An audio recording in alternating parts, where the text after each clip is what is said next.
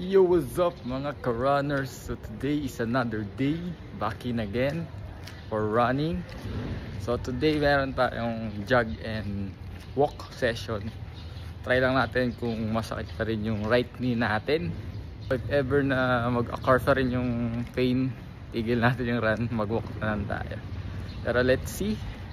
Let's try this day na makarecover sa running natin. So come and join me, let's have some fun and some papawis. Let's go! Peace and run safe, guys!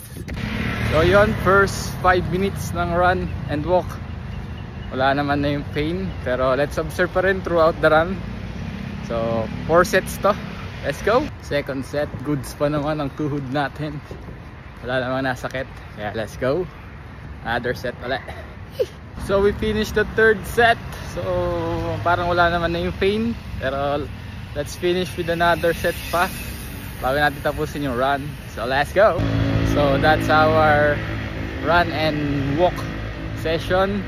So siguro wala naman na yung pain, and sana magtuloy-tuloy na yung recovery natin para makatakbo na ulit tayo ng ayos. So yun lang. I hope I encourage you once again, be active, to be wealthy, to be healthy, and always run for your life for a better life. So yun lang. Peace and bye-bye.